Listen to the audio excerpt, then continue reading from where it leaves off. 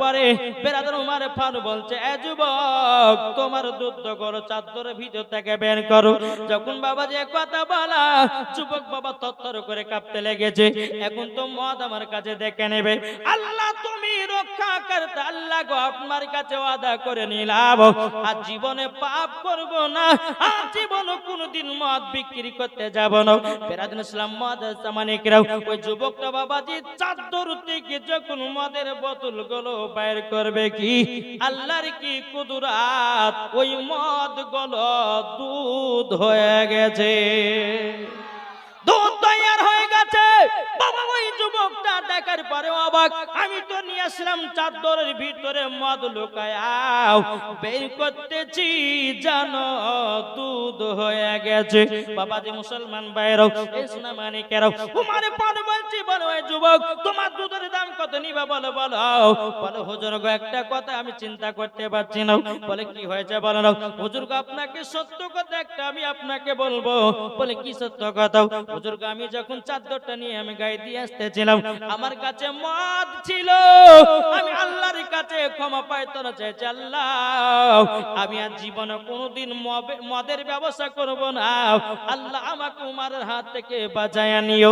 বারাদার ইসলাম মদের সামানিকরাও, ও উমারে ফারুক রাদিয়াল্লাহু তাআলা আনহু, আমি যখন চাদর থেকে মদের বোতল বের করি, অটোমেটিক জানো সব দুধ হয়ে গেছে।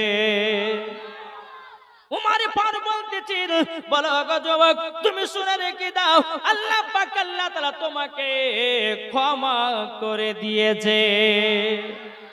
তাইলে বাবা যে মুসলমান ভাইরাও, এই সোনা মানিকেরাও, ওই যুবকটা বলছে, হুজুর আপনি বুঝলেন কেমন করে? ওগো যুবক, তোমার কাছে মদ ছিল, তুমি আল্লাহর কাছে ক্ষমা চাইছো, আর জীবনে কোনদিন মদ বিক্রি করবে না বলেছো, আল্লাহ পাক আল্লাহ তাআলা তোমাকে পছন্দ করে নিয়েছে, আর মদ থেকে দুধ হয়ে গেছে, আল্লাহ তোমাকে ক্ষমা করে দিয়েছে। এ যুবক, আর জীবনে কোনদিন তুমি মদ বিক্রি করো না, দুধের ব্যবসায়ী করি। তাহলে বোঝা গেল এই যুবককে আল্লাহ ক্ষমা করেছে। জোরে বলেন। একটা যুবক যদি পাহাড়ের মতো গুনাহ করে, আর ওই যুবক যদি আল্লাহর কাছে ক্ষমা প্রার্থনা চায়, তো আল্লাহ পাক ওই যুবককে খুব ভালোবাসে। জোরে বলেন। জি, জীবনে কোনোদিন গুনাহ করবে না, জীবনে কোনোদিন পাপ কাজ করবে না, জীবনে কোনোদিন মিথ্যা কথা বলবে না। আমার নবী মুস্তাফা বলছো, আমার উম্মত উম্মতানেরাও, তোমরা দুনিয়াতে এসেছো আল্লাহর ইবাদত করার জন্য।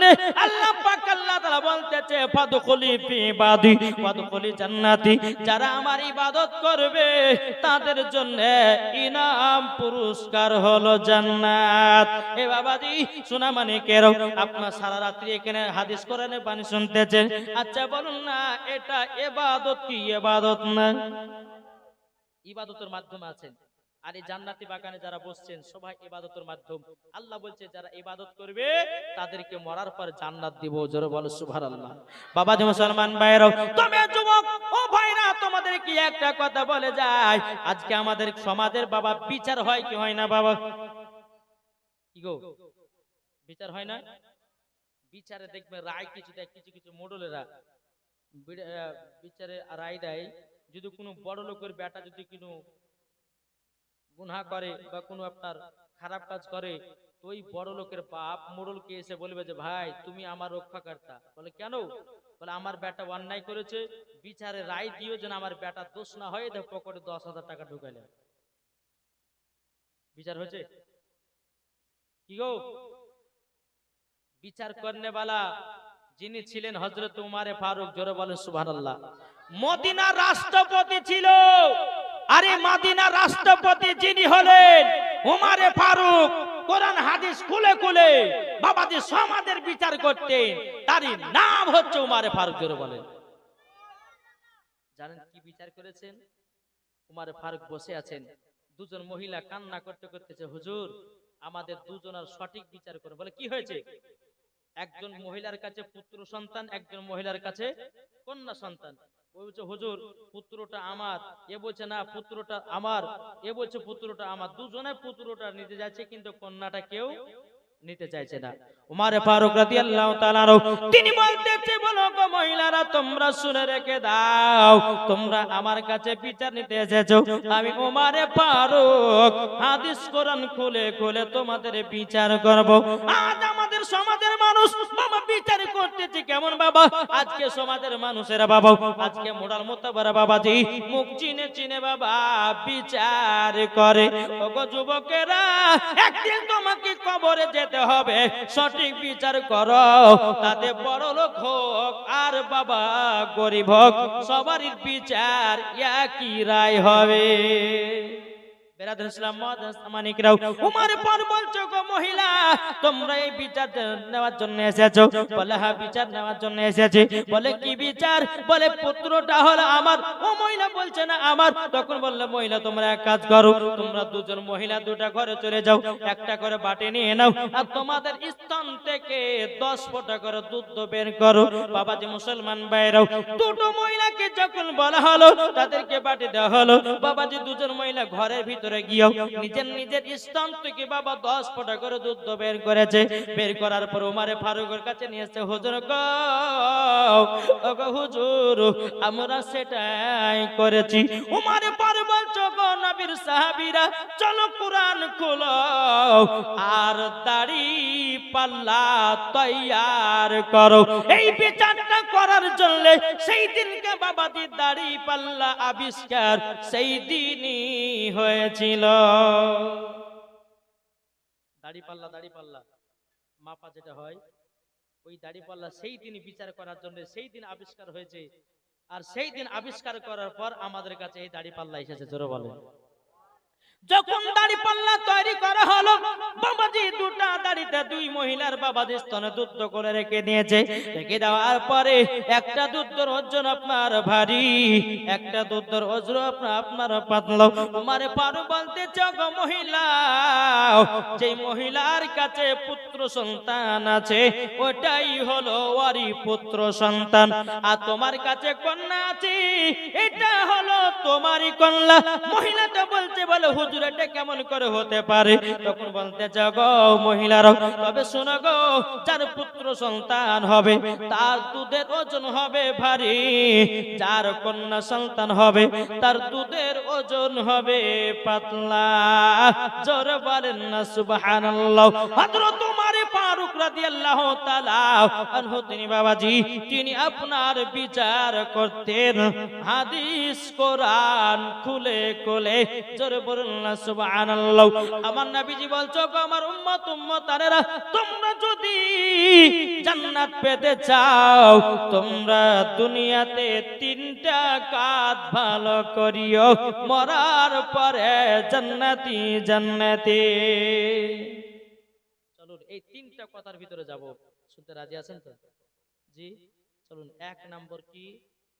1 নাম্বার হচ্ছে আমার নবী মুস্তাফা বলছে গো আমার উম্মতানেরা, 1 নাম্বার হচ্ছে তোমাদের বাপ মার সেবা। জোরে বলেন।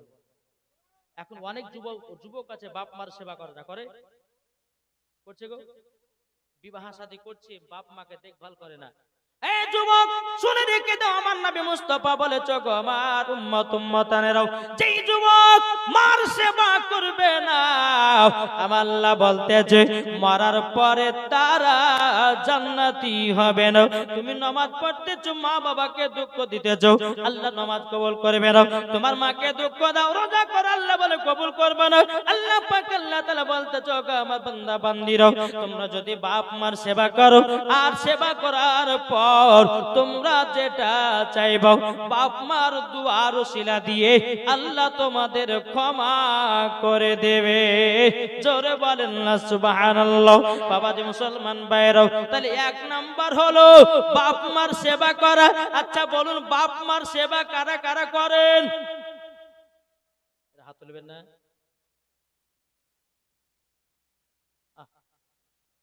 এই বাপ মার সেবা যারা করে তারাই বাবাজি নবী চিনেছে, নাকি বলছেন গো? আর যারা বাপ মার সেবা করবে না তারা কোনদিন নবীকে চিনতে পারবে না। চলুন, এই বাপ মা যদি কোন সন্তানের জন্য বদদোয়া করে দেয়, তো কবরে যাওয়ার পরে বাবাজি জান্নাত তো দূরের কথা, জান্নাতের গেট পর্যন্ত তার টাকা নসিবে জুটবে না। জুটবে? জুটবে না। তাকে বলতেছে মায়ের দিলেতে ব্যথা কখনো দিও না, কখনো দিও না, মায়ের দিলেতে ব্যথা কখনো দিও না, কখনো দিও না। ছেলে যদি কোথায় যায় মায়ের মনে শান্তি নাই, ছেলে যদি কোথায় যায় মায়ের মনে শান্তি নাই। মা জননী, মা জননী দোয়া করলে দোয়া কবুল হয়ে যায়। মায়ের দিলেতে ব্যথা কখনো দিও না, কখনো দিও না। ঠিক কিনা বলুন? মা বাবাকে দুঃখ দিলে নামাজ রোজা বেকার হবে, মা বাবা কষ্ট পেলে নামাজ রোজা বেকার হবে। মা জননী, মা জননী দুয়াতে ছেলে জান্নাত পাবে। মায়ের দিলেতে ব্যথা কখনো দিও না, কখনো দিও না। জোরকান সুবহানাল্লাহ। বাবা যে মুসলমান ভাইরাও, এই সোনা মানিকেরাও, চল বাবাজি, মা বাবাকে দুঃখ দিলে কবরে কত আযাব হয় আপনাদেরকে একটা বাই একটা করে আমি নিয়ে যাব।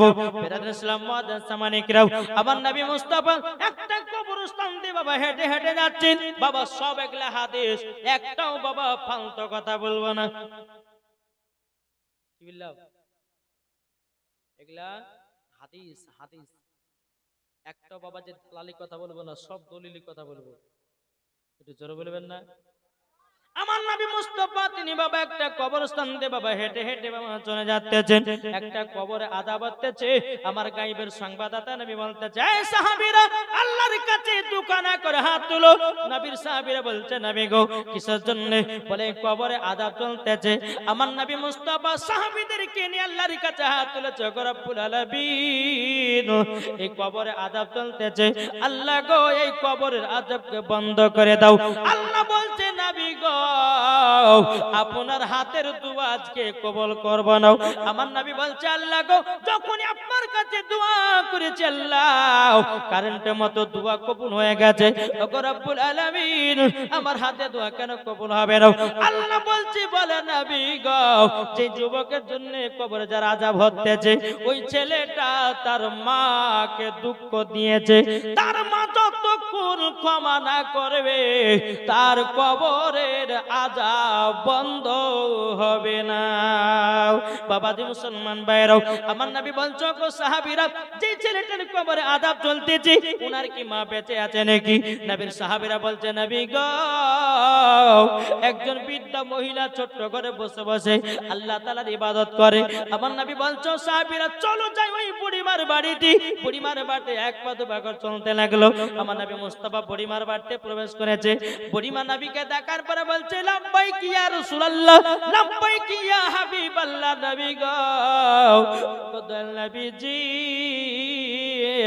আপনি আমার বাড়িতে এসেছেন, আমার তো নসিবটাই ভালো। জোরে বলেন না সুবহানাল্লাহ।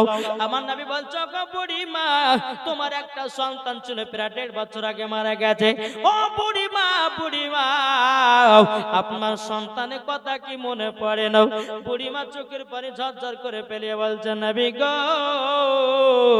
ওই সন্তানের কথা আপনি বলবেন না, ওই সন্তানের কথা আপনি বলবেন না। ওই সন্তানের কথা মনে পড়লে পরে আমার রাগান্বিত হয়ে যায়। আমার নবী বলছে, গো বুড়িমা, ও বুড়িমা কেন এই কথা বলছেন?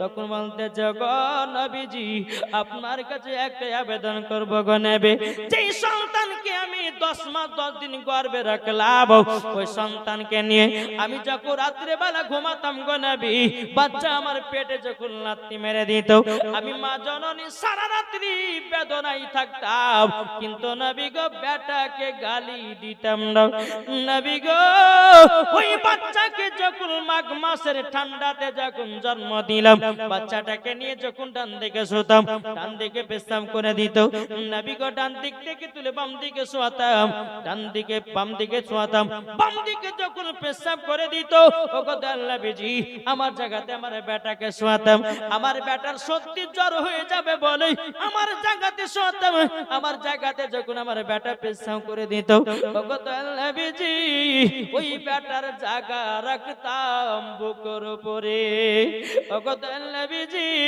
তাইলে বলুন না এই সন্তানকে বড় হওয়ার পরে ছোটবেলাতে নিজে না খেয়ে বেটাকে খাইয়েছি নিজে না খেয়ে বেটার পেট গুলো ভরিয়েছি আজকে এই বেটা বড় হয়ে যাওয়ার পর কাল্লাগিনীকে বিয়ে করার পর আমাকে 2 মুঠো খেতে দেয় না মা জননী বলছে নবী গো ওগো দয়াল নবীজি ওই সন্তান আমাকে বড় হওয়ার পর লাথি পর্যন্ত মেরেছে নবী গো ওই সন্তানের কথা মনে পড়ে গেলে পরে আমার মনটা যেন খারাপ হয়ে যায় গো নবী আমার নবী মুস্তাফা চোখের পানি ফেলা বলছো গো বুড়িমা ওগো বুড়িমা কোন মা যদি সন্তানের জন্য বদদুয়া করে কিয়ামত পর্যন্ত তার কবরের আযাব বন্ধ হবে না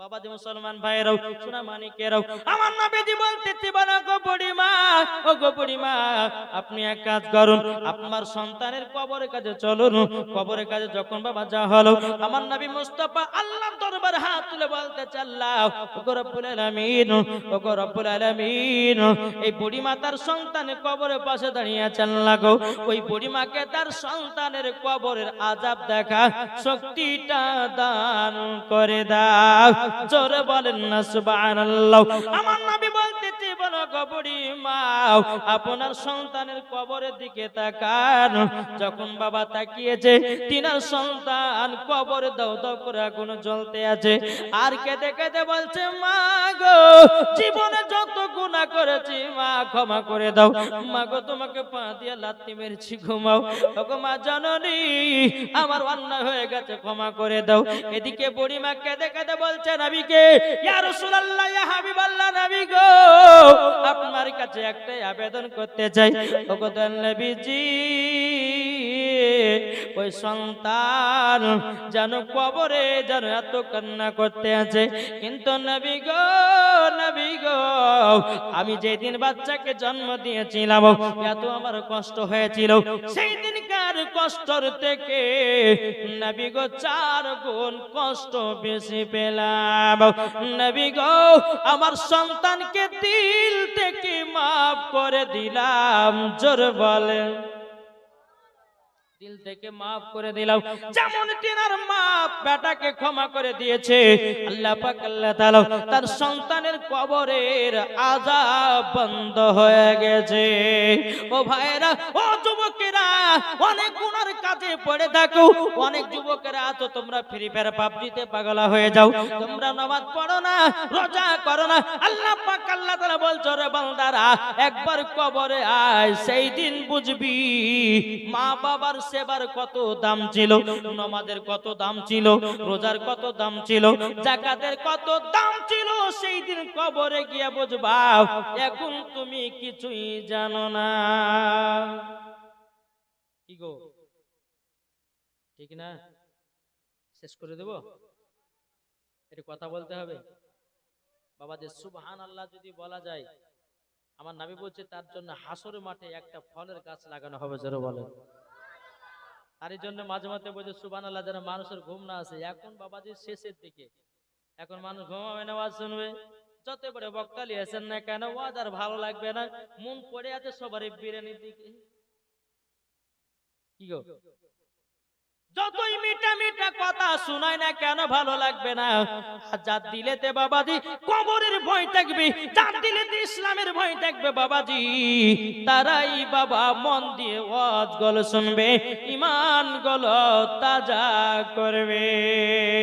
বাবাজি মুসলমান ভাইরাও, তাই যুবকদেরকে বলতে চাই, আমার নবী মুস্তাফা বলেছে, গো আমার উম্মত উম্মতানেরাও, তোমরা যদি জান্নাত হতে চাও তোমরা তিনটা জিনিস মেনে চলো।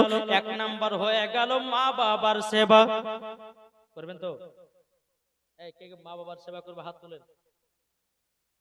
এই মা বাবার সেবা করলে পরে জান্নাতি হওয়া যায়, জোরে বলেন নাকি? বুঝছেন? মা বাবার যারা সেবা করবেন বাবা যে মুসলমান মরার পরে জান্নাতি হবেন, এটা আমার আল্লাহ পাক আল্লাহ তাআলা বলেছেন। এই আমার উম্মত বান্দা বান্দিরা, তোমার বাপ মা হচ্ছে এক কিসিমের রব, জোরে বলে সুবহানাল্লাহ। যারা বাপ মার সেবা করবে খোদার কসম করে বলতেছি, তার কবরে কখনো আযাব হবে না, গজব হবে না, তার কবরে কখনো বিচ্ছু যাবে না, সাপ যাবে না, আগুন জ্বলবে না।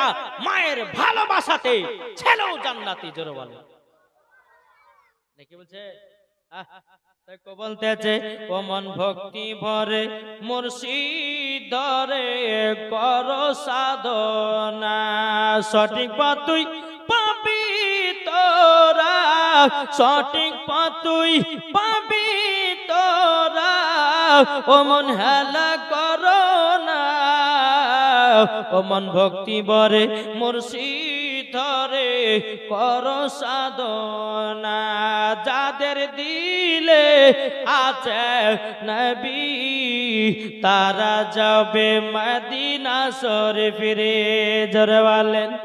যাদের দিলে আছে নবী তারা যাবে মদিনা শরীফে, দেখলে পরে বোঝা যাবে, দেখলে পরে বোঝা যাবে নবীর দিবানা, ও মন ভক্তি ভরে মুর্শিদ ধরে কর সাধনা, জোরে বলেন। বাবা যে মুসলমান ভাইরাও, তাহলে তিনটে কথার মধ্যে এক নম্বর কথা কি বললাম? এক নম্বর বাপ মার সেবা। দ্বিতীয় নম্বর আমার নবী মুস্তাফা বলতে তো, আমার উম্মত উম্মতানেরাও, তোমরা যদি জান্নাতি হতে চাও পাঁচ ওয়াক্ত নামাজ সঠিকভাবে পড়বে, মরার পর জান্নাতি জান্নাতি, জোরে বলেন না সুবহানাল্লাহ। দ্বিতীয় নম্বর কি বললাম? একটু কথা বলেন না। দ্বিতীয় নম্বর কি বললাম? পাঁচ ওয়াক্ত নামাজ। আচ্ছা বলুন তো, আমরা নামাজ কে কে পড়ি? হাত তুলে দেখান। কি গো? সুবহানাল্লাহ, ভালো তো নামাজ পড়ে গো। অন্য এলাকাতে আছে কমিটিরা জালসা দেয় কিন্তু নামাজ পড়ে না, কিন্তু এখানকার কমিটির নামাজ পড়ে নাকি? কি ঠিক না? নামাজ পড়তে হবে এমন বাবা, যেই নামাজে বাবা মজা পাওয়া যাবে, ওই নামাজে আল্লাহ পাওয়া যাবে, জোরে বলেন। একটু মন দিয়ে শুনুন বেরাদুল ইসলাম মাদ্রাসা মানিকেরাও, এই সোনা মানিকেরাও, একদিন আমার নবী মুস্তাফা মসজিদে নববীতে সাহাবীদেরকে নিয়ে আলোচনা করতেছেন। আসসালাতু মিফতাহুল জান্নাহ, নামাজ হলো জান্নাতের চাবি, জোরে বলুন সুবহানাল্লাহ। নামাজ কি বললাম বাবা? নামাজ জান্নাতের চাবি। নামাজ যদি না পড়েন তো জান্নাতের গেট খুলবে? আপনি দুনিয়াতে সব কাজ করলেন, নামাজ পড়লেন না, জান্নাতের গেটে দাঁড়ালেন। বাবা যে জান্নাতের গেটে দাঁড়ার পর বাবা যে তালা খোলে না, আল্লাহর ফেরেশতারা বলে, বান্দা রে, ও বান্দা ভালো কাজ করেছো, তুমি নামাজ পড়নি তার জন্য জান্নাতের গেট খুলে না।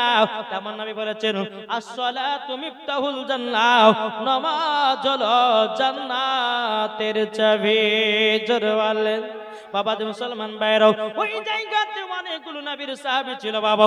একজন নবীর সাহাবী, তার নাম বাবা হযরত আব্দুল্লাহ আনসারী, জোরে বলেন।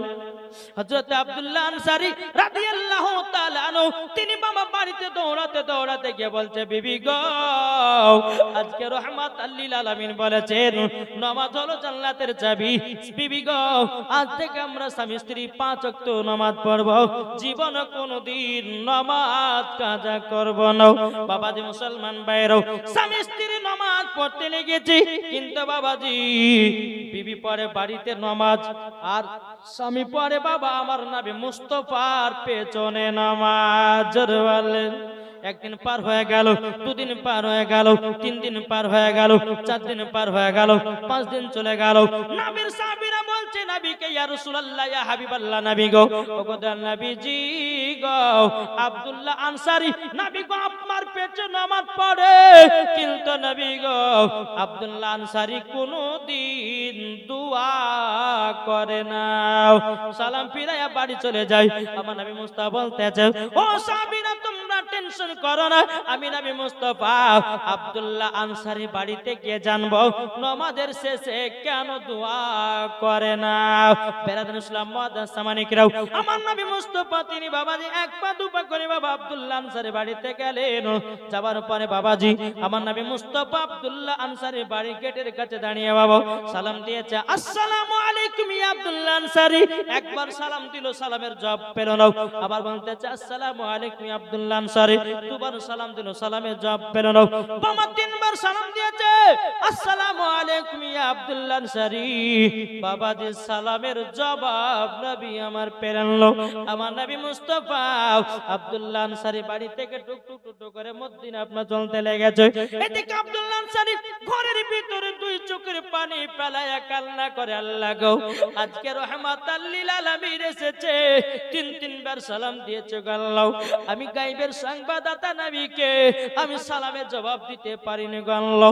এদিকে আব্দুল্লাহ আনসারী চোখের পানি ফেলে বলছে, বিবি গো আমার পরনের কাপড়টা দাও, আজকে আমার বড় বিশাল বেয়াদবি হয়ে গেছে।